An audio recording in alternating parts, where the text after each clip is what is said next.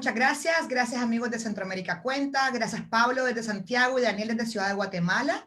Estamos aquí y yo estoy como directora de Centroamérica Cuenta muy feliz de poder compartir con ustedes que hoy estamos inaugurando Contar en Plural, un espacio desde Centroamérica Cuenta con el apoyo de IVOS que hemos creado para celebrar la diversidad, para celebrar las diferencias y para celebrar también todo lo que nos une. Lo que queremos con este espacio es que sea un espacio transversal en la programación de Centroamérica Cuenta, con presencia en nuestros conversatorios, en nuestros talleres y en todos los espacios que tenemos del festival, como una celebración de nuevo de la diversidad y para poder establecer alianzas que realmente puedan hacer de este tema parte fundamental de nuestra programación y de nuestro contenido.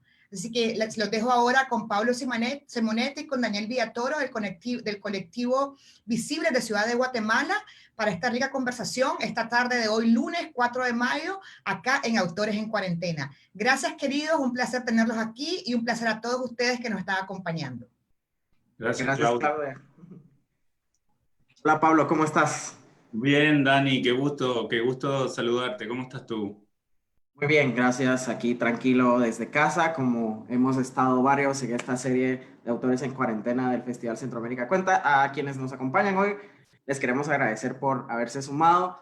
Durante hoy vamos a tomarnos unos minutos para hablar un poco sobre literatura, sobre creación y sobre algunas de las reflexiones que Pablo y yo podamos tener alrededor de estos temas y sobre todo en estos tiempos que nos convocan ahora ante la crisis del COVID-19. Pablo, contame un poco cómo te has sentido con la cuarentena. Bueno, Dani, los escritores, nosotros estamos preparados para este tipo de situaciones de encierro porque buscamos muchas veces el confinamiento con todo propósito para poder escribir nuestras novelas. Yo soy un escritor muy distraído y cuando tengo, no sé, otro tipo de ocupaciones que me intervienen o llamadas telefónicas o charlas o entrevistas, muchas veces como que me cuesta concentrarme. Entonces lo que hago todos los años es siempre apartar un tiempo importante para poder dedicar a la escritura del libro que esté llevando adelante en ese momento. Entonces yo ya estaba desde diciembre en esto y cuando llegó la cuarentena, que aquí todavía no hay cuarentena en donde yo vivo, pero sí la necesidad de mantener el distanciamiento social, de no salir si no es necesario. Yo ya estaba en eso desde 2 o 3 meses antes, entonces solo he seguido con mi rutina y esa rutina por lo único que se ha visto alterado es porque me involucré con un grupo de ingenieros matemáticos. Yo soy ingeniero de profesión y hice un máster en modelos probabilísticos, entonces eso me hizo naturalmente involucrarme en la epidemia y en las noticias de la epidemia y seguir todos los gráficos y los datos, y ya después me incorporé a este grupo de otra de las fundaciones en que yo participo, que se llama Espacio Público, entonces que hacemos día por medio un estudio de cómo va la cosa. En este minuto en Chile en los últimos días se ha echado mucho a perder. Y había un aumento explosivo de casos. Entonces, ese trabajo me ha interrumpido la tranquilidad en que yo estaba feliz terminando, estoy terminando una novela, pero la pobre, cada vez me demoro más en terminarla porque estoy con estas cosas también que me entretienen, tengo que confesar. Me Sí, da ¿no? mucha pena y mucha preocupación por lo que pueda suceder, pero todo el tema de los datos y de podérselo explicar a la gente, porque igual es una matemática que no es trivial, entonces hay que ser capaces de traducirlo. Hace unos años como periodista yo justo me dedicaba a lo que se ha llamado periodismo de datos y es una narrativa un poco diferente y que a veces la presentan como antagónica, ¿no? A tal vez esta narrativa más tradicional que conocemos sobre la literatura, el relato, ¿no? Pero en realidad no solo te cuentan el mundo, sino que te dan una dimensión y te llevan a un diferente tipo de navegación, un diferente tipo de lectura. ¿Cómo ves tú estas relaciones entre esto que estás haciendo ahora sobre la pandemia, más al día, pendiente, con cálculos, y este espacio más quieto tal vez de editar, corregir, tachar, escribir en la computadora un poco lo que Sí, estás escribiendo ahora.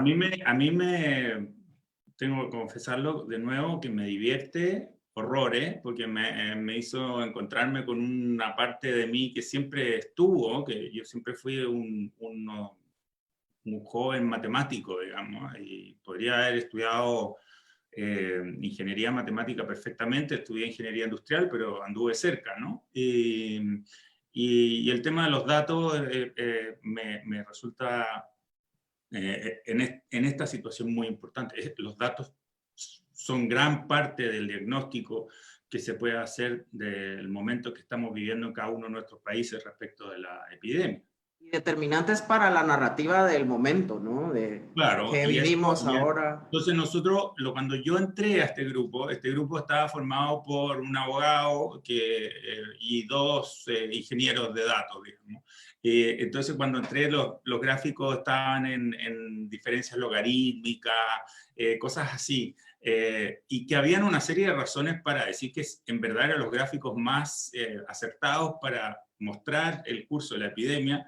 Pero yo les decía, pero esto no lo va a entender nadie. Entonces esa fue mi primera contribución, a ayudar a narrativizar lo que estábamos mostrando, de manera que no fuera una especie de foto fría, sino que pudiéramos transformarlo también en un lenguaje que fuera asequible por las personas que tuvieran interés en eso. Y hemos tenido una respuesta muy buena porque ya claramente los medios de comunicación, los periodistas nos están leyendo, que antes sencillamente abrían el informe y se quedaban fuera en la primera línea. Ahora, ¿cómo se relaciona eso con el otro texto? Bueno, uno de los trabajos intensos que hago con este informe, que lo hacemos lunes, miércoles y viernes, es editar. Pero no solamente tenemos que editar las palabras y el lenguaje y ser muy precavidos, porque obviamente es algo que involucra a tantísima gente, que es parte de la preocupación principal de todos los chilenos en este minuto, que tú no te puedes permitir ningún tipo de escapada lírica, ni tampoco quedarte callado de algo que tú piensas realmente que los datos te están diciendo, aunque parezca grave y alarmista. De hecho, nos llamaron alarmistas y que incluso una persona, un decano de una universidad salió a decir que hacían los escritores opinando de epidemia. Si Bueno, supieran, dijiste tú. bueno, pero claro, yo no le voy a estar dando mi currículum a todo el mundo. Pero sí también hacemos una corrección, una edición muy importante de los datos, ¿no? Que significa decir qué datos ponemos, qué datos dejamos fuera, cómo sustentamos cada dato, por qué ese dato está ahí, por qué lo estamos mencionando, si esa comparación que estamos haciendo es justa o no es justa. O sea, hay algo que tú también aprendes cuando estás escribiendo, que es decir, bueno, ¿es esta la palabra precisa? Y también acá te preguntas, ¿es esta la palabra precisa? Y es este el dato preciso. Y está bien citado, y lo que estoy diciendo es lo que dice el gráfico. Bueno, todas las relaciones están. Y son muchas de las cosas, solamente que son dos lenguajes que supuestamente están separados, pero aquí están juntos. Porque, bueno, son datos y palabras a la vez, pero es algo que aprendí escribiendo muchísimo, porque, claro, tú dices, bueno, estás corrigiendo un capítulo y dices, bueno, pero esto no tiene nada que ver con lo que yo dije en el primer capítulo, por ejemplo, y buscas, entonces dices, no, bueno, tengo que hacerlo consistente y tengo que lograr que el curso vital que es como el curso de una epidemia, podríamos decir, el curso vital de un personaje sea consistente, coherente y que uno pueda seguir esa curva a lo largo de la novela. Y para muchos que tal vez les sonará extraño, pero de hecho narrativamente incluso las estructuras de una base de datos pueden tener como una poética o incluso algún tipo de estructura lógica que luego toca llevar a cabo en un libro o en alguna novela, en algún producto más macro, ¿no? de escritura. A mí una de las cosas que más me gusta de esa tensión es que además como que el idioma español le dio una especial dosis de truco al llamar contar, tanto al hecho en el que nosotros vamos 1, 2, 3, 4, como al acto de la narración, ¿no? Nosotros narrativa, contamos. claro. Entonces me parece como fascinante que algo que ahora vemos como disociado, en realidad desde la fundación del lenguaje casi que era la misma palabra, ¿no? Claro, claro. Y bueno, tú ves todos los primeros grandes pensadores, eran todos filósofos, narradores. Platón era filósofo, narrador y también tenía una habilidad matemática. Aristóteles, para qué decir, digamos, que era un matemático en muchos sentidos. Esa idea de la división es una división, diríamos, más a partir del Renacimiento en adelante. Siempre antes el conocimiento tuvo ciencia y lenguaje en comunidad. Y otra cosa que a mí me ha tocado experimentar, y no sé si es tu caso, pero yo cuando estudié ingeniería tuve una viva experiencia de la belleza a través del estudio de las ciencias básicas y de las matemáticas básicas. O sea, yo ya no me acuerdo prácticamente de nada, bueno, porque estas matemáticas en realidad, las de la curva de la epidemia, La son curva de la bastante belleza, sencillas. ¿no? Son con matemáticas de cuarto medio, tú las sacas adelante. El problema es que todo el mundo que sale y entra al mundo humanista se olvida de sus matemáticas al salir del colegio y ya nunca más las vio y por eso. Pero bueno, pero si yo empiezo a pensar en ecuaciones diferenciales o en mecánica de fluido o en termodinámica o en las mecánicas racionales donde se estudiaba el movimiento y las fuerzas, sencillamente era estar contemplando un lugar maravilloso de mucha sabiduría, mucha inteligencia y profundidad. Entonces, cuando a mí me preguntan a veces si es que yo, los ingenieros, se me nota en mi escritura, y yo les digo, pero no, a mí no se me nota porque yo haga unas estructuras complejas y que ponga el capítulo 32 en el capítulo 1, o esas cosas que hacía. Una ecuación ¿No te indescifrable. acuerdas que Cortázar decía, bueno, puedes leer la novela así, pero puedes leerla de esta otra manera? No es que haga eso yo, pero sí yo aprendí, podría decir, un instinto de armonía, porque en matemáticas cuando las cosas se ponen feas, quiere decir que vas muy mal. Entonces, ese espíritu, ese instinto de armonía, esa especie como de revelación de que hay algo bello ahí, yo lo aprendí a ver en esos cursos en ingeniería y hasta el día de hoy sigo ese instinto de belleza cuando estoy escribiendo. Que no sea, esa cosa que te has fijado cuando uno está escribiendo y de repente uno siente que está atrapado en el tiempo, claro, espérate, es como que uno lo atrapa el lugar y el tiempo y como que no te puedes despegar de eso y que en el fondo tú quieres hablar de la interioridad de tus personajes, pero estás, y primero entré y después salí y después fui a la cocina, bueno, todas esas cosas, esa temporalidad y esa sensación del lugar que hay que estar aclarando, que está muy bien porque nosotros queremos guiar a nuestros lectores, pero que no sea eso lo que nos guía, sino que sea como el aire de la belleza de la historia que estás contando. Este momento de escribir que tal vez gente como Leila Guerrero ha llamado el hechizo, ¿no? Que es como un momento en el que te encerrás y vivís para eso. Y la verdad que tiene mucho de relación con los tiempos en los que hoy estamos. Yo tengo una duda porque estaba ahí viendo como algún tipo de paralelismo. Yo no sé, ¿sentís que esto de que tú estabas en un encierro propio para escribir y después empezaron los encierros más sociales macro del mundo, ¿no? Y todo el mundo empezó a encerrarse en su casa también. ¿Sentís que se parece un poco como a cuando tú estás escribiendo tu novela y después ya todo el mundo la leyó o ya está disponible? Como esta confluencia entre un mundo personal cuando ya es algo más social, más macro. No sé si, me quedé pensando en una cosa, me quedé pensando en Leila y como que nos podría echar un poco de su hechizo a nosotros, ¿no? Porque lo escribe muy bien y yo disfruto muchísimo de su literatura en todos sus formatos, ¿no? En las columnas, ¿no? O sea, sí, son preciosas, son bellísimas y son duras, además de repente con el mundo que estamos viviendo y con toda razón. Pero yo no sé si, yo lo que sí he sentido una mayor cercanía, porque antes de esto yo me dedicaba a escribir y de repente entraba en un mood público y era hacia afuera, hacia afuera, hacia afuera. Entonces, o era, me escondo yo solo y escribo, o estoy afuera en seminarios o las cosas que sean. En cambio ahora tengo hay una dimensión doméstica en mi vida que antes yo sencillamente no tenía. Y ahora yo me tengo que preocupar de cocinar, de limpiar, de lavar. Y sobre todo en esto he encontrado una comunidad de gente increíble y ya estoy siguiendo a varios blogueros o no sé cómo le llaman, instagrameros, que suben recetas y hacen tutoriales de cómo se hace un portrait de, no sé, un postre de avena y fruta.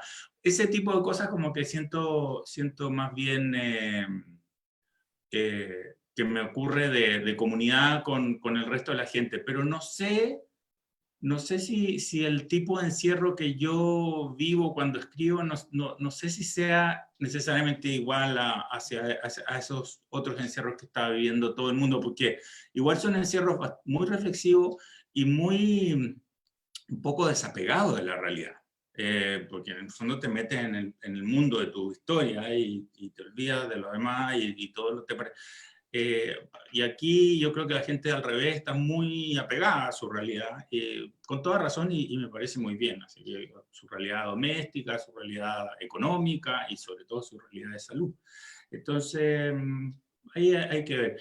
En cambio, con las novelas, cuando la novela la tengo yo, lo que sí me cuesta es imaginarme que eso va a tener una vida después, y toda la vida que han tenido hasta ahora mis novelas, ¿no?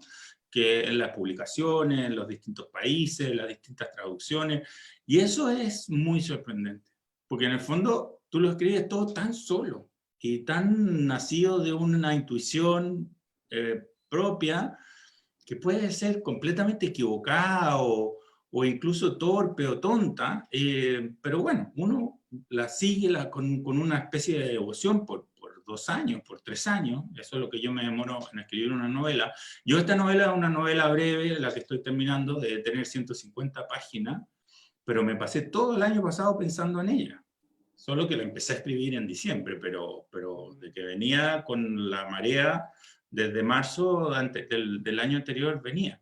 Entonces, claro, son tiempos largos en que uno está consigo mismo y con muy poca certeza. Me imagino que a ti te debe pasar lo mismo. Cuando uno empieza un libro, encuentra algunas rocas a las que aferrarse, pero mucho es un mar bravo alrededor y que uno está parado arriba de una roquita así y dice en cualquier minuto viene una ola y me bota.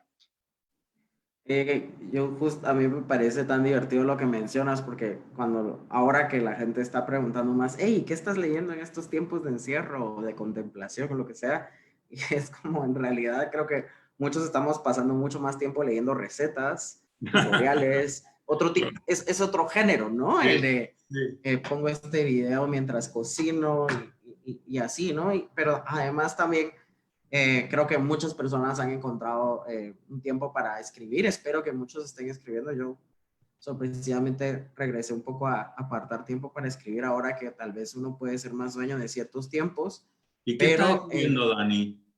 estoy reflexionando acerca de cosas que me han pasado más que todo. Yo, por ejemplo, soy periodista y siento, antes de entrar duro al periodismo, escribía más ficción y poesía y libremente como joven ahí no sé, en sus amoríos y sus grandes inquietudes sobre la vida, ¿no? Pero siento que luego me pasé a trabajar para un medio donde tal vez a veces hacíamos unas crónicas de 30 páginas, algún tipo de trabajo de formato mediano para medios y también investigando y mucho los datos y como que a veces a uno se le va perdiendo el sabor de ciertas formas literarias o de ciertos recursos, ¿no? O sea, y uno, al menos yo me considero una persona bastante curiosa, entonces exploro. Y ahorita he tratado de hacer mucho más ensayo personal también, aprovechando los tiempos de reflexión que nos encierran, ¿no? Y metiéndome más en cursos, en ejercicios. Sé que ahorita habrán muchos Zooms de autores platicando sobre su obra, pero también hay muchos Zooms sobre, muchas conferencias sobre, bueno, escribir, temas sobre las rutinas literarias, etcétera, etcétera. Yo este jueves a las 9:30 de la noche tengo un actor va a leer un cuento mío, Santa Lucía, que fue el cuento que me hizo conocido a mí. En el año 97 lo escribí. y él va a hacer una lectura y después vamos a tener una conversación con él y con las personas. A ver si son formas de comunicarse y de transmitir la literatura diferentes, que antes sencillamente a uno ni se le ocurrían hacerlas. Esperemos que sea bastante entretenido. Yo quiero hablar sobre tu último libro, Desastres Naturales, lo tengo acá, bastante impactante desde la portada y nos da... Te voy a mostrar algo, para que... Ah, sí, ya. Creo que estoy adivinando, creo yo, que estamos por ver. Wow, qué linda. Es el cuadro original de José Pedro, de mi marido, que él hizo especialmente para la portada, y después además me lo regaló. Así que nada, yo digo que ese es mi bien más preciado de todos los bienes que tengo, porque hay algo en esa portada que a mí conversamos cuando hicimos esa portada, ¿no? Porque ya estaba terminada la novela, la había leído, y yo me había hecho muchos comentarios, y entonces cuando hablamos de hacer la portada, como hablamos de esta idea de encontrar un paisaje que fuera un lugar que uno sintiera como un paisaje muy querido, muy acogedor, ese lugar como que te hace sentir bien, pero que por alguna razón se quiebra y explota. Entonces, pues ahí, si tú quieres, voy a mostrar ahora la portada de nuevo, para que la gente la vea. Claro, ese paisaje es Santiago. Ese es el Cerro Manquehue, que está un poquito exagerado y vuelto un volcán, y Santiago está como cortado por un mar rosado, ¿no? Pero cualquier persona chilena que ve esa portada dice, oye, pero yo reconozco estos cerros, ¿no? Entonces, esa fue la idea de este lugar, que uno siempre siente el paisaje como un lugar acogedor y de repente puede ser, como la familia, un lugar de peligro y de amenaza. Y es digamos, al final de cuentas, esta novela siempre mezcla esas dos tensiones, ¿no? La de la belleza, el amor, la cercanía, la familia, y la de los cataclismos, ¿no? Vemos volcanes en erupción emocional también, así como vemos en la portada, tal vez. Yo tengo esa duda sobre, digamos, cómo te acercas tú a exponer partes de ti a través de la ficción. Yo, digamos, entiendo que siempre tienen como algunos... elementos de biográfico. Sí, pero digamos la resolución es diferente, ¿no? Y yo lo veo muy claro, por ejemplo, con la universidad a la que esta persona, el protagonista de la novela, atiende, ¿no? O sea, no es la universidad a la que tú fuiste, pero es un equivalente que te permite un poco como asociar cosas similares y el caché de una universidad linda en Estados Unidos, la libertad, etcétera, ¿no? Claro, ahí está más mi ganas de haber ido a Harvard. Además, yo fui a Stanford, que es una maravilla, pero ahí puse mi ganas de haber ido a Harvard.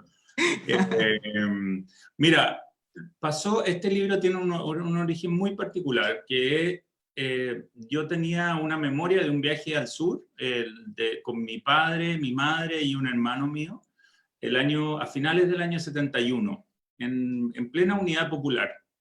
A mi padre le habían quitado su fábrica, había sido expropiada por el gobierno de la Unidad Popular, y repentinamente tenía mucho tiempo para nosotros, para su familia, y propuso que hiciéramos un viaje largo al sur para que nosotros, niños pequeños, pudiéramos conocer esa parte de Chile que era tan bonita, y que mi madre y mi padre habían hecho un viaje, algo así como es el viaje romántico de ellos dos en los años 40 a los lagos del sur de Chile, que es la zona que ahí aparece representada.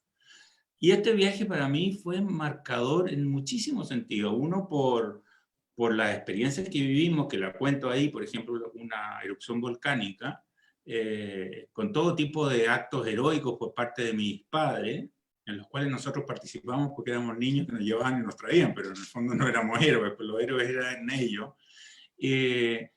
Y por la impresión del paisaje. Para mí ese paisaje se quedó como todos tenemos algún país. Yo tengo el paisaje de Santiago en mis novelas, pero también tengo el paisaje del sur de Chile, que es algo que no olvido, digamos, es mi lugar querido. Llego ahí y me produce una especie de arrebato de sensaciones, ¿no? tanto que, bueno, y eso se consolidó después con que nosotros empezamos a volver todos los años a esos lugares de visita.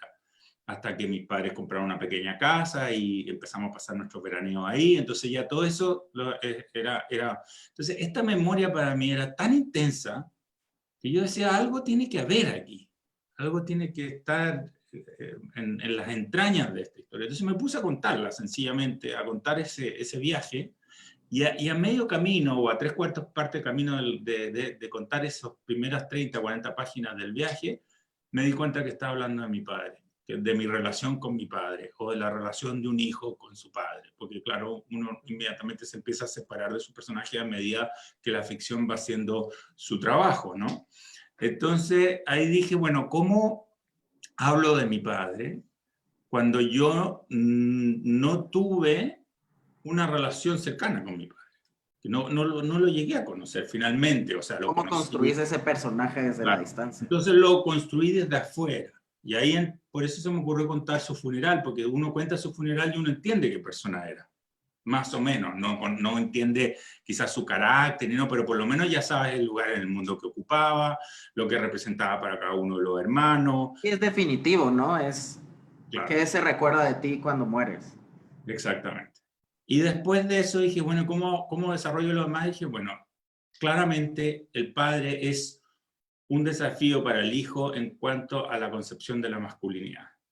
Entonces, de la masculinidad, incluso de lo sexual de la masculinidad, ¿no? Entonces, el padre heterosexual, el hijo gay, entonces muestro cómo el hijo gay va o hace este camino desde su masculinidad preconcebida por sus padres y por su mundo y por su mundo y su contexto social, hasta su liberación y su capacidad de encontrarse consigo mismo tal cual es, ¿no? Entonces, ese camino me pareció que también era importante contar. Entonces, la novela es finalmente un encaje de estos tres elementos. El padre como figura, el hijo y el padre en el momento único de la vida en que se encuentra, que en ese viaje en el sur, y después toda la tensión que produce el proceso del hijo de irse reconociendo como una persona gay. Para quienes no han leído el libro, aparte de todos estos elementos de padre, hijo, familia, que nos estás contando, digamos, esto lo vemos en un escenario en el que vemos ríos que se descarrilan, emergencias que suceden, lava, volcanes, lagos, ¿no? Y es bastante interesante cómo nos llevas también como a espacios, ¿no? Y a la dimensión de... ¿no? Ah, bueno, sí. No. Y no hablar del momento social, ¿no? Claro. Hay una escena tremenda que también es como de esas cosas definitivas de la vida. Y tú hablas sobre Allende, sobre Pinochet, la persecución, ¿no? Y yo, digamos, por ejemplo, a mí esas partes en específico, pero las conversaciones de la mesa, ¿no? Con los padres sobre visiones políticas, sobre qué es lo social. Y yo instantáneamente me recordé de esos almuerzos en mi casa sobre el genocidio y Chile en Guatemala, por ejemplo, ¿no? Cuáles eran las posturas, las visiones, ¿no? Y cómo también eso puede ser como algún tipo de cisma, ¿no? Que mezcla lo personal con lo social, porque somos, o sea, no nos podemos desprender de dónde estamos y de cómo vemos el mundo, pero de alguna manera en nuestras interacciones personales nos tomamos licencias para hacerlo porque hay personas con las que tal vez tenemos afectos, ¿no? Y aunque no coincidamos en lo que pensamos. Fíjate que a mí me pasa, por ejemplo, con parte de mi familia que piensan completamente diferente a mí en estos temas, que realmente es, a pesar incluso de haberlo vivido dentro de la misma familia, la experiencia que tuvimos respecto del golpe y de la dictadura fue completamente diferente. Entonces, y eso ocurre en Chile hasta el día de hoy, y ahora apareció una tercera columna, que es la columna de los que no vivieron ni la dictadura ni el golpe, y sencillamente piensan fuera, como dicen los gringos, out of the box, piensan fuera de esa caja, Y para nosotros muchísimo, por ejemplo, del análisis que se hizo a propósito del estallido social que tuvimos ahora el 18 de octubre, nacía de esta especie de raíz de la experiencia previa de la violencia social que habíamos vivido durante la Unidad Popular y después de la violencia estatal y virulenta de la dictadura. Entonces todo eso concurría a cómo tú estabas mirando las cosas. O sea, yo tengo amigos míos que vivieron el estallido social como si fuera un estallido de alegría. Y yo no pude evitar no verlo como un motivo de preocupación constante y de bastante miedo de que las cosas se pudieran descarrilar. Entonces, también ahí son cosas que te marcan para toda la vida y no sé, es inevitable que aparezcan en tu literatura y que tiñan tu manera de ver el mundo. En esta conversación en vivo tenemos a personas de diferentes lugares del mundo, pero digamos, sabemos que uno de los factores tal vez característicos o que nos ayudan a elaborar un tejido sobre la región es tal vez estas persecuciones, esta idea de lo político, lo social. Y justo Linda Báez desde Nicaragua nos estaba preguntando que ellos también han seguido las luchas sociales en Chile y cómo se da esto, y justo pregunta cuál es el rol de un escritor en estos momentos, ¿no? Se manifiestan, qué tan involucrados están y digamos, cuáles han sido tal vez algunas de tus reflexiones como escritor en estos contextos, ¿no? Yo te digo que viví el estallido con mucha perplejidad. Realmente yo sabía que había un descontento social muy grande en el país y lo sentía en muchísimas dimensiones, digamos. O sea, realmente la idea de la injusticia en cuanto al trato que le da el Estado a las personas. O sea, nuestro Estado está siendo discriminatorio respecto de personas con más dinero, con menos dinero, con más capital social, con menos capital. O sea, si tú, lo mínimo que esperas del Estado es que el Estado te mire con los mismos ojos, seas una persona de clase alta y adinerada o seas una persona vulnerable. Incluso más, diría yo. El Estado tiene que ir en favor de los más vulnerables antes de estar preocupado del resto, ¿no? Eso se sentía, pero yo no me había dado cuenta de la frustración y la virulencia que esa frustración podía sacar adelante. Entonces al principio lo vi con mucha perplejidad, después ya salimos a apoyar el movimiento con esa gran manifestación que tuvimos el 26 de octubre por un Chile mejor, y ese fue un momento de mucha emoción y de mucha esperanza de que ojalá, y te digo que este es un proceso interrumpido por el coronavirus, pero que ojalá podamos cambiar esta matriz discriminatoria y casi como de indiferencia que ha tenido el Estado de Chile hacia los más vulnerables. Espero que a la salida del coronavirus, que el coronavirus no sea un elemento político más, que podamos enfrentarlo bien. ¿Perdón? Algo que lo exacerbe, ¿no? O sea, No, claro, yo espero que lo enfrentemos bien, que lo enfrentemos juntos, que al gobierno le vaya bien en la lucha contra el coronavirus, de manera que no sea un elemento más de desestabilidad política y podamos volver a esta conversación de cómo queremos vivir la vida en comunidad. Así que muchos escritores hemos salido a decir esto, no es una, y también yo podría decir algo de mi novela, pero no lo quiero decir, porque sería estar contando algo importante, pero mi novela alguna relación tiene con esa situación y hace una lectura que parte de situaciones mías, que la uno con la situación social y así muestro algo de este país nuestro que ha tenido un gran crecimiento económico y una estabilidad económica en los últimos, no sé, 20 años, pero que al mismo tiempo tuvo cierta incapacidad de enfrentar la desigualdad, porque fíjate que la desigualdad en Chile también ha bajado. Se bajó, nosotros teníamos un Gini de 56 y ahora teníamos uno de 46. Yo creo que se ha echado a perder con todo esto que ha pasado, con el coronavirus, sin duda, pero porque el coronavirus es discriminatorio, es tremendo, es un acto de discriminación brutal contra los viejos, contra los más vulnerables, contra los más hacinados. Bueno, pero hay algo en la esencia del trato del Estado de Chile con los ciudadanos que todavía no es igualitario. Y eso, bueno, es algo que tú y yo sabemos muy bien a propósito de nuestras luchas por la defensa de la igualdad, de la diversidad sexual, que la gente, tú le hablas de esto y te quedan mirando como si uno estuviera hablando de la cosa más rara. Dice, ¿pero de qué es? Ustedes tienen los mismos derechos. Pero no. eso no es justicia.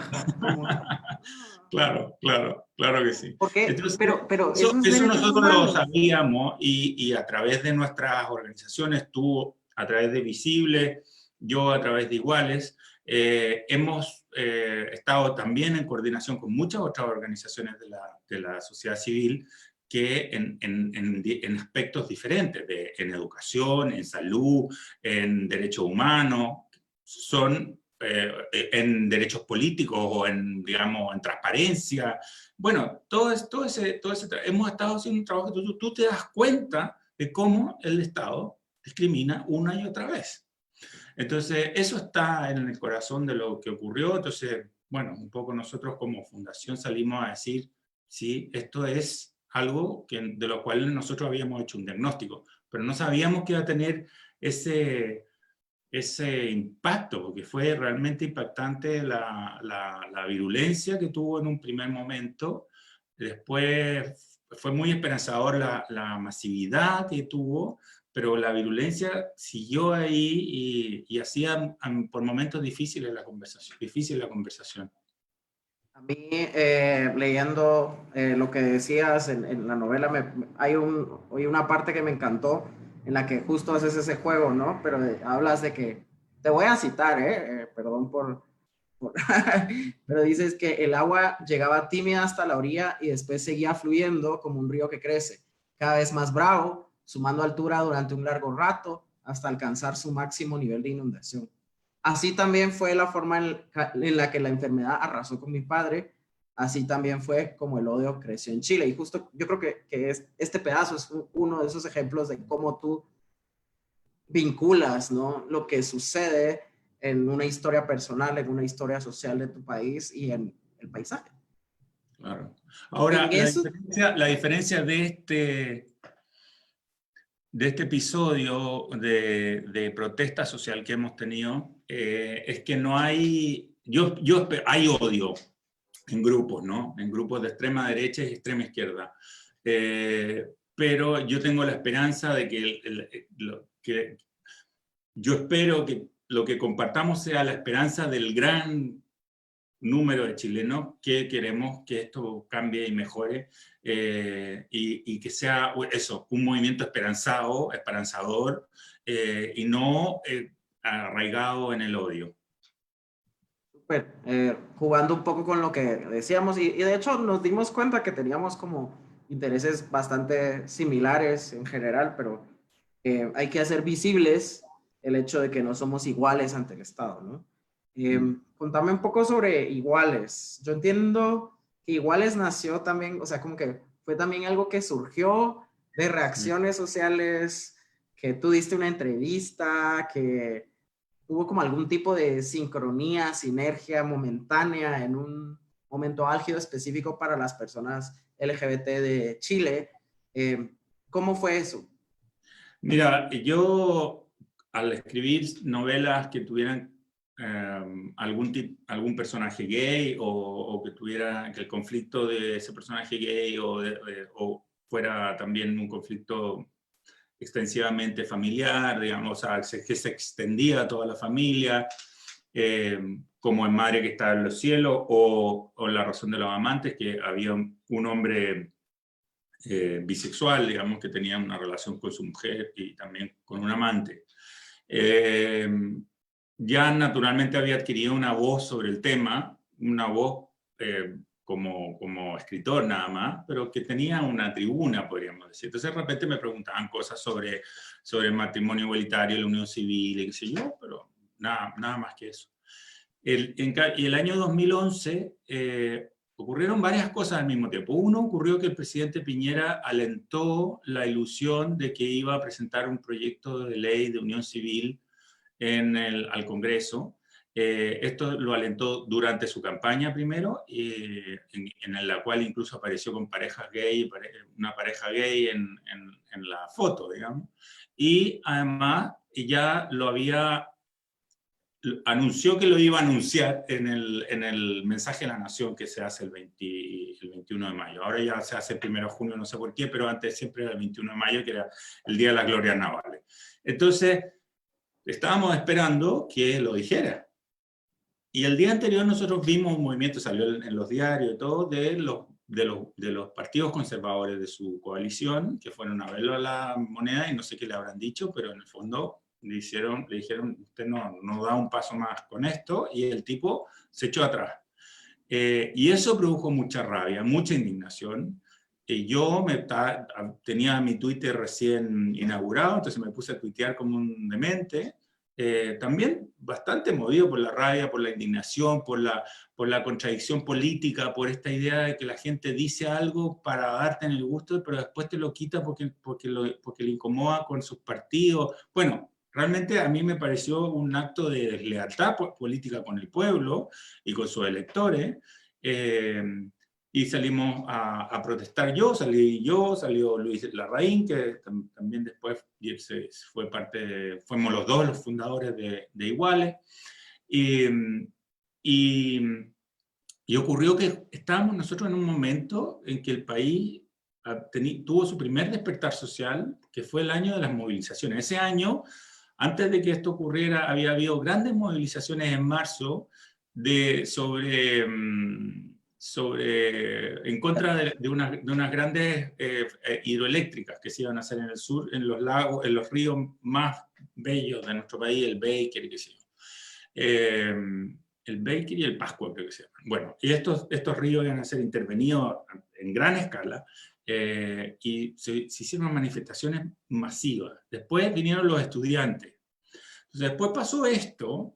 Entonces, cuando nosotros dijimos ya, bueno, no, a mí me invitaron a un programa de televisión por primera vez a hablar ya directamente del tema LGBT como un tema político, a propósito de que Piñera se había quedado callado en el mensaje de la Nación.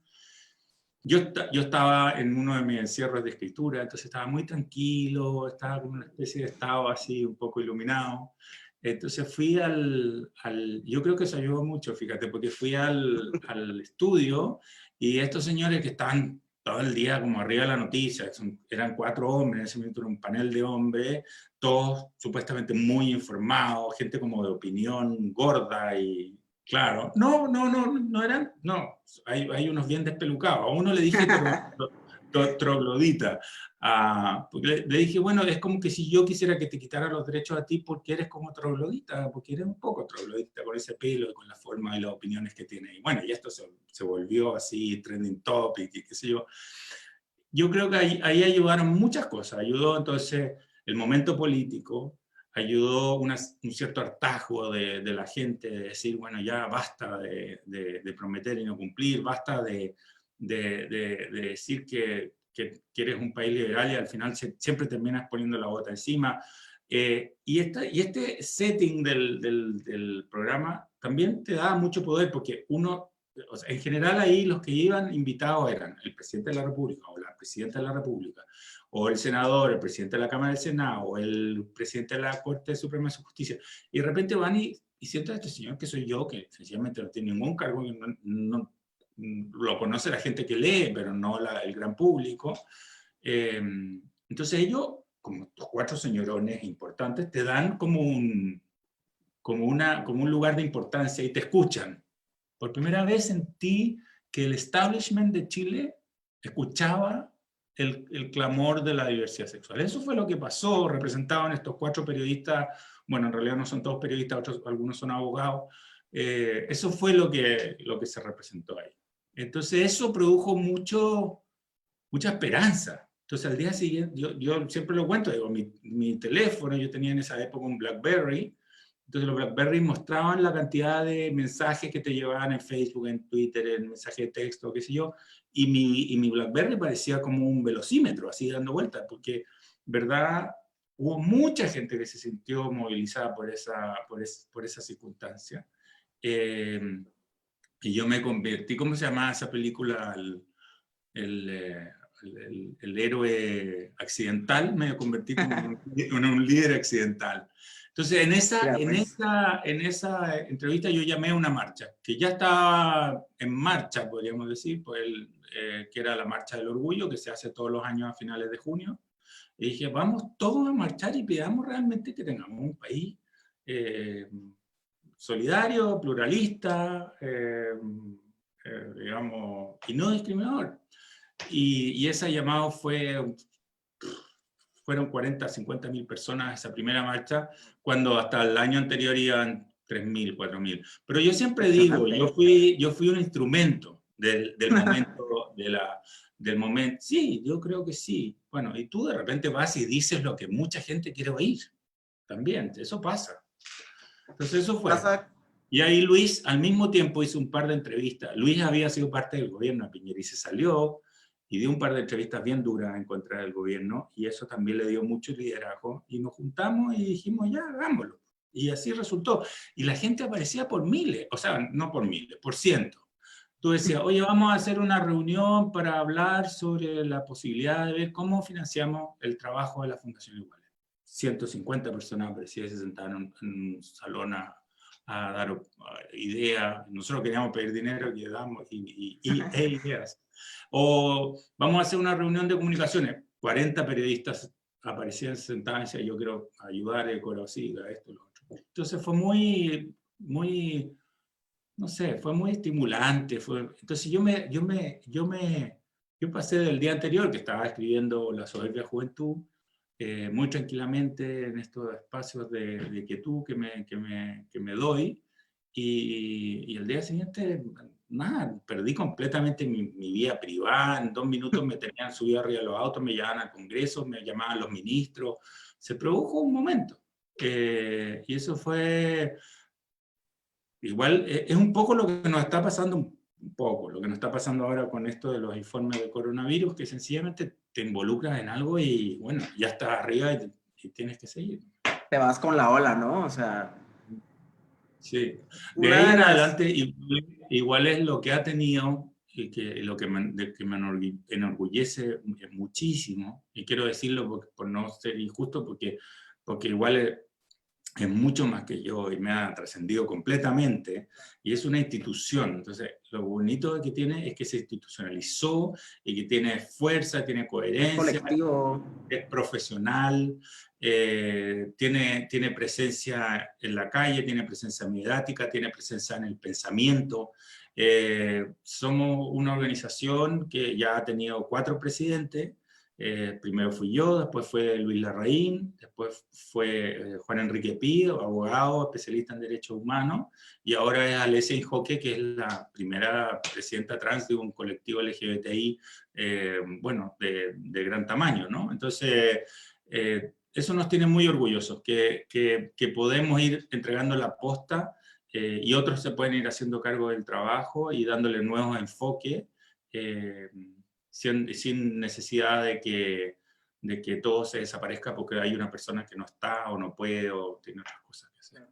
Pablo, ¿tú crees que es posible escribir sin asumirse a uno mismo? ¿Cómo veías tu autoría al apropiarse también, o al apropiarte de tu propia narrativa como una persona homosexual, por ejemplo?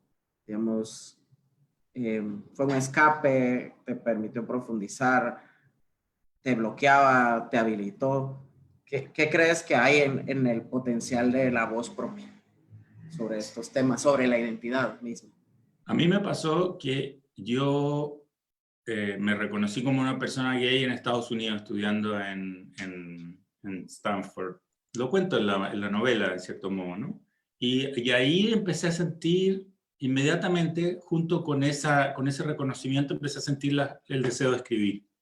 No sabía de dónde venía, ni por qué era, ni sencillamente decía, tengo ganas de escribir, tengo ganas de escribir. Me demoré mucho porque después volví a Chile, tuve que enfrentar todo el proceso con mi familia, con mis amistades, con mi mundo de pertenencia, con mi trabajo. Fue todo un trabajo largo, fueron 7 años en que estuve trabajando en una empresa muy conservadora y al mismo tiempo, poco a poco, construyendo una vida para mí, para mi pareja entonces, y entonces fueron ese momento, esa época yo la cuento ahora en la novela que viene, un poco. Es como mi transición, ¿no? La transición política que tuvimos en Chile de la dictadura a la democracia. También yo viví una transición de la dictadura moral en que vivía a la libertad de definirme como la persona que era. Y eso creo que para mí son dos cosas que van juntas, sencillamente. Entonces, cuando yo empecé a escribir, yo me acuerdo que iba a un taller y tenía un gran profesor, pero él me decía que encontraba que escribir de personajes gay no era buena idea porque sencillamente se reducía la universalidad de lo que estaba escribiendo. Y yo decía, no, ¿por qué? Pues si ser gay es igualmente universal que ser heterosexual, unos son más y otros son menos, pero la universalidad del sentimiento humano, de la profundidad, del sueño, de la fantasía, son lo mismo, digamos. Entonces, y ahí todavía tuve que dar una última pelea para contar lo que yo quería contar. Yo me acuerdo, por ejemplo, y cuando publiqué Santa Lucía, que ganó un premio, el premio del concurso Paula, y que además produjo mucho, hubo una polémica, porque Paula en un minuto quiso no publicar el cuento, ¿ya? Y esto se supo era, claro. En realidad era que la Paula se repartía con el diario El Mercurio, que es el diario canónico acá, y el diario Mercurio le dijo a la Paula que no quería que el cuento se publicara. Esa fue la historia. Y esto produjo mucho debate, y después cuando el cuento salió ya la gente se lo leyó como no sé, fue un incendio forestal, así la publicación de... Y mi jefe, el que había sido mi jefe hasta el año anterior, en esta empresa donde yo trabajaba, me llamó por teléfono para felicitarme por el cuento, me dijo, y me dijo, pero sería bueno que no escribieras de estas cosas. Imagínate, o sea, además, o sea, tú dices, pues, tú fuiste mi jefe, pero ya te das la libertad de opinar de estos temas, digamos. Y así era. O sea, realmente, sí, en el mundo del que yo venía, la homosexualidad era una desviación, era un peligro, era una contaminación posible para niños, para familias completas, y tú te convertías en un paria.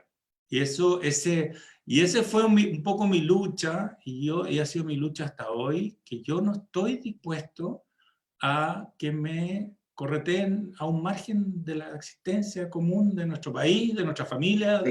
¿No? Claro, yo no quiero estar en ningún gueto, yo quiero que el mundo sea tan mío como él lo es de todos los demás. Eso es justo lo que buscamos con el programa de Contar en Plural y lastimosamente algo que hemos entendido es que también en la literatura se da esto, ¿no? De que en pro de la universalidad, del que la audiencia entienda en que hemos perdido voces, hemos perdido matices de experiencia de vida, hemos perdido historias, ¿no? Y tal vez lo vemos muy claro ahora, ¿no? Que con mujeres narradoras que encontramos manuscritos de hace 100 años que no encontraron espacios en las editoriales y ves si es como un gran redescubrir, ¿no? Pero estuvieron ahí. Lo que no hubo era el espacio para publicar, para escribir y así ha pasado con muchas de las identidades que rodean a nuestra... Fíjate que en esa época nosotros teníamos, bueno, a mí me han dicho de todo, me han dicho que soy cursi, bueno, que soy bestseller, esa cosa como que ser popular, como que si ser popular fuera una cosa... O el pop. Claro, no, y te dicen, no, es que ser gay está de moda, y yo dije, no, cuando yo publiqué estos cuentos no estaba de moda, era mal visto, era peor que eso. Hacer trabajo. Había gente que no tocaba mis libros porque sentía que se le podía pegar alguna cosa, o sea, realmente, y eso fue al mismo tiempo, todo este toda esta cosa de que los gays son relamidos, ¿no? Que son snobs, que son... Todas estas cosas me las han dicho. Y a mi amiga hipersexuales. yo soy de una generación que yo la llamo el milenio, que es una generación que llamativamente tiene muchísimas mujeres y muchísimos escritores gay dentro de su cuerpo, ¿no? Y ese ya es, a todos estos escritores o escritoras le han dicho también, a las escritoras le decían, no, es que literatura femenina, no, es que, digamos, también si son populares, pues quiere decir que son malas.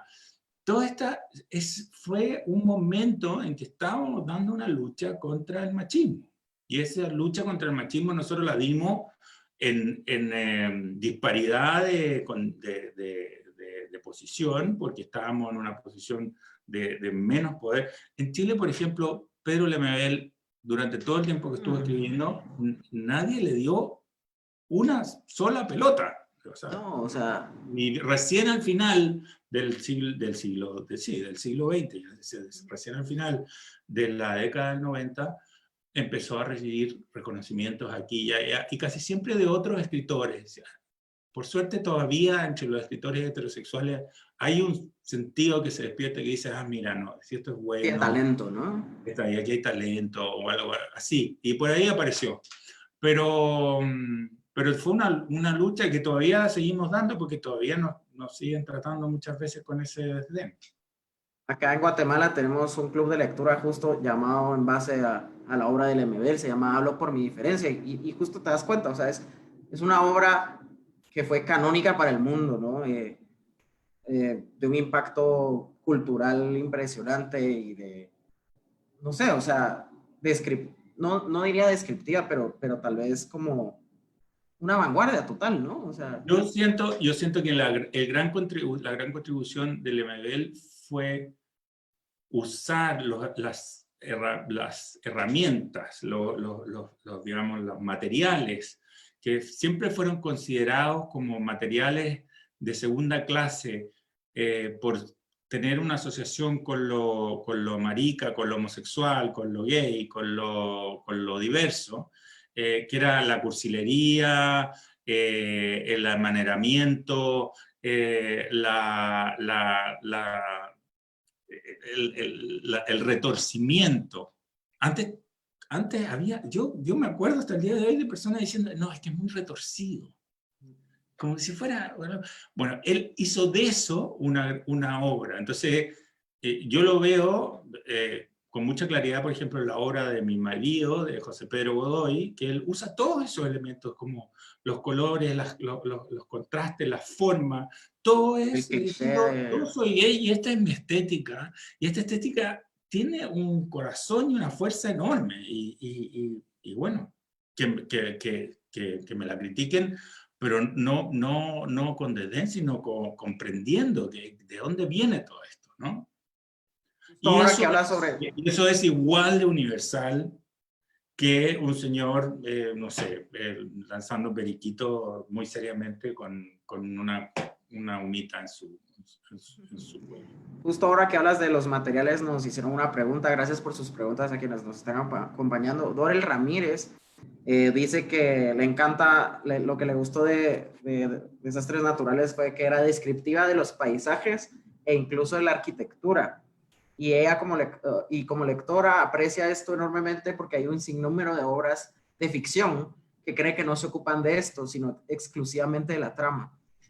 ¿Crees que se pierde una historia al no hacerlo? Y yo sí creo eso, porque no solo es Desastres Naturales, es Jardín, cómo vas construyendo espacios que nos narran cosas sobre los lugares. Lo van a ver en Desastres Naturales, sobre todo con una construcción en particular, ¿no? Y uno la envisiona y uno sabe lo que ciertas decisiones de los espacios implican, ¿no?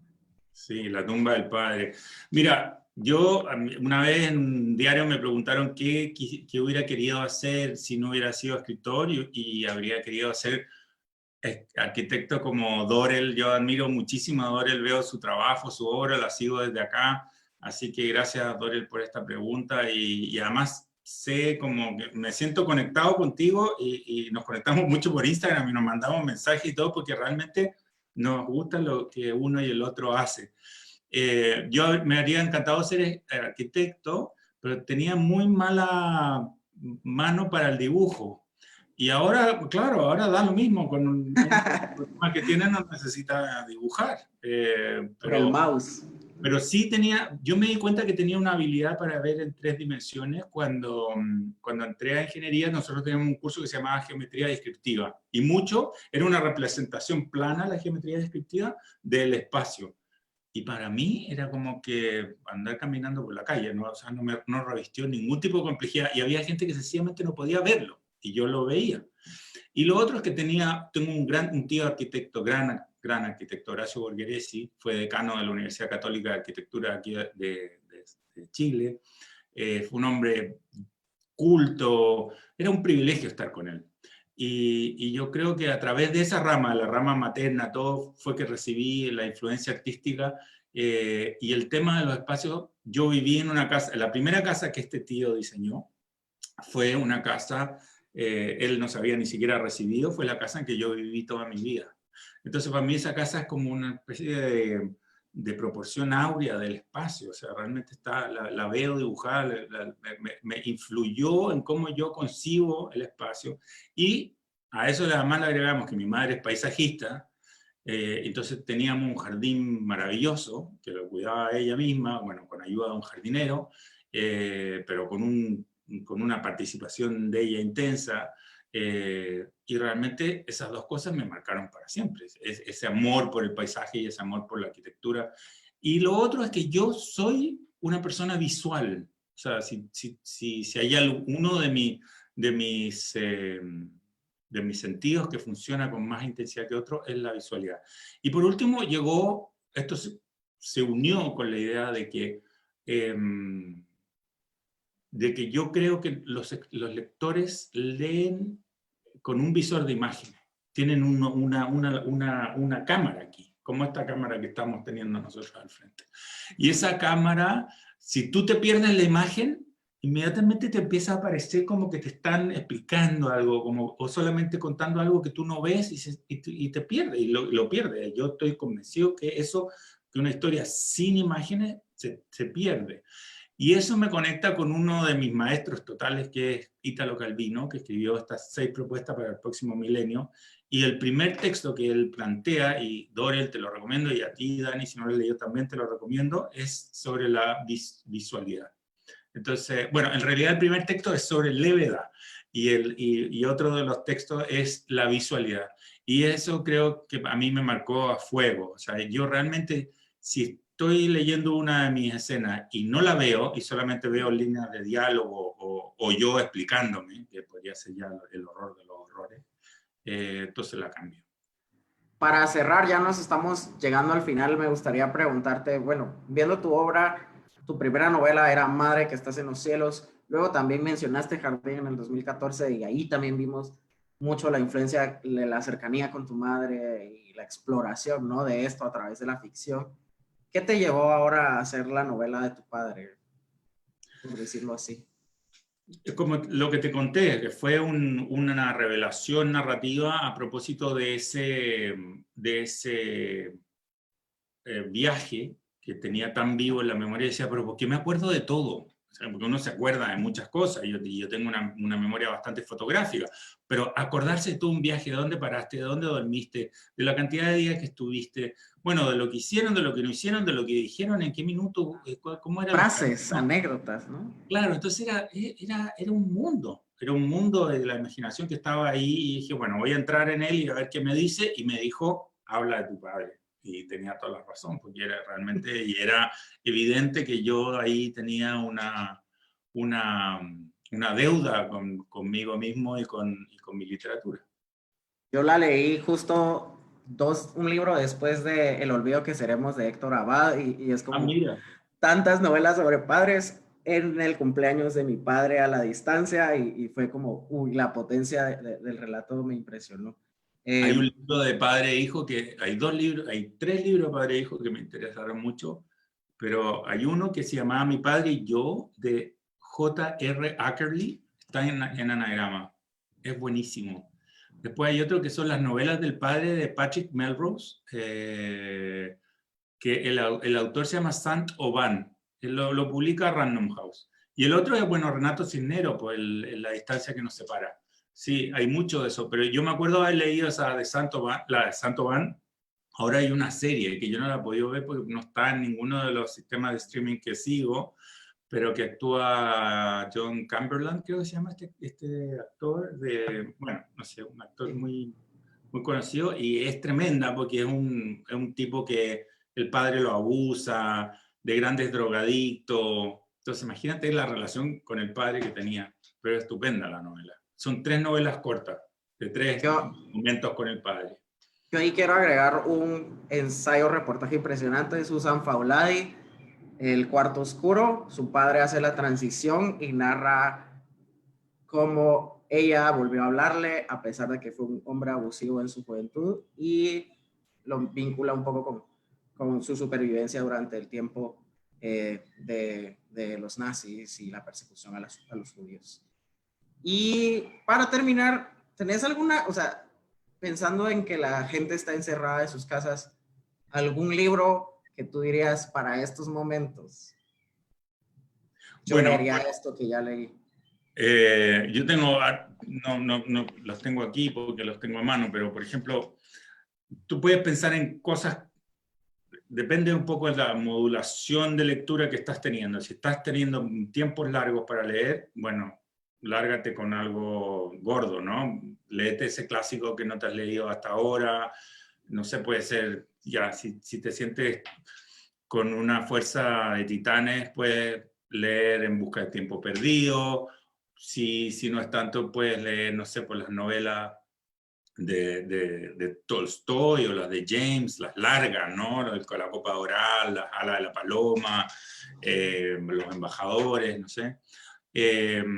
O puedes leer, bueno, estos libros de resumen de cuentos también que me gustan mucho. Este se llama Quemar las naves, de Angela Carter. Es una gloria. Y es una escritora que me ha sorprendido muchísimo porque no es de mi estilo, porque tiene un poco de fantasía y unas especies de mundos, digamos, ensoñados, ¿no? Y por otra parte, tengo que es todo lo contrario, que es la Yursenar, que todos los cuentos completos de la Yursenar, que la Yursenar es como que te estuvieran cortando la cabeza con un bisturí, porque es así de una precisión, pero de una visualidad. Dorel te puede gustar porque es de una visualidad impresionante. Y otro libro que son escritoras todas, que me han gustado mucho y son escritoras clásicas. Y otro libro es Los cuentos reunidos de la Isaac Dinesen, que ahí están los cuentos góticos, los cuentos de invierno. También son libros largos, que te puedes dar un gusto largo con un autor. Sí. Si no, algo más breve. En lo gay hay un libro que me gustó mucho, que no me puedo acordar del título ahora, que lo escribió Iván Monalisa, no sé si tú lo leíste, que lo publicó Alfaguara. Es la vida de personas trans en Nueva York, que es muy bonito porque viven una vida muy precaria y al mismo tiempo llena de solidaridad. Es como violenta y solidaria la existencia que tienen. Entonces, a mí me gustó mucho. A Almodóvar también, las Beauty. Almodóvar también le gustó. Es chileno él, ella, no sé, porque se firma Ángel Mona Lisa, así que es las dos cosas, todavía es ella en el fondo. Las Beauty Queens. Y otro libro que he estado leyendo ahora, que es un autor que a mí me gusta muchísimo, que es Stefan Zweig. Stefan Zweig también acusado de popular y de lectura de mujeres. Uno de los mejores escritores de la historia, pasado a llevar por el machismo rampante. Claro, porque escribía... Bájale, por favor, al machismo, para las lecturas. Te pierdes de un mundo muy bueno. Sí. Y bueno, y de él estoy leyendo uno que se llama Momentos Estelares de la Historia, que son como, son como 14 miniaturas históricas en que él habla sobre personajes, bueno, habla sobre personajes importantes como Händel o Tolstoy o qué sé yo, pero habla también de esos pequeños personajes que tienen un papel importante en la historia, pero de un segundo. Por ejemplo, habla de un tipo, de un mariscal que tiene que tomar una decisión respecto de si ir a apoyar o no a Napoleón en la batalla de Waterloo. Napoleón le ha dicho, haz tal cosa. Y él se da cuenta en el camino y toda su gente le dice, oye, pero si hacemos esta cosa, estamos atentando contra el bienestar de todo el ejército. Y él dice, no, yo voy a hacer lo que Napoleón me dijo. Si él hubiera recapacitado, podría haber vuelto y podría haber sido que Napoleón hubiera ganado Waterloo. Entonces, estos personajes pequeños, hay varios de estos. O momentos definitivos y personas definitivas, ¿no? Y yo pienso que debe haber más de algunas personas definitivas, algún funcionario triste o algún científico inspirado, pero distraído, que quizás hagan toda la diferencia en este minuto entre mayor o menor sufrimiento con el coronavirus. Entonces, por eso me parece que un libro supera, porque es un momento trágico, pero sin duda estelar de la humanidad. Perfecto, Pablo. Muchas gracias por la plática, muchas gracias a quienes nos acompañaron y esperamos verte en Guatemala para el Festival Centroamérica Cuenta, que se va a realizar en octubre y noviembre de este año en combinación con la Feria del Libro de Guatemala, así que espero verte por acá y que estén muy bien. Ojalá que el bicho este nos deje. Sí, ojalá, ojalá. Bueno, un abrazo grande, un abrazo a todos, gracias a los que estuvieron escuchándonos y viéndonos y nada, ojalá haya también otro tiempo para encontrar. De seguro. Gracias. Desde Centroamérica Cuenta les agradecemos por su compañía hoy. Gracias. Chao.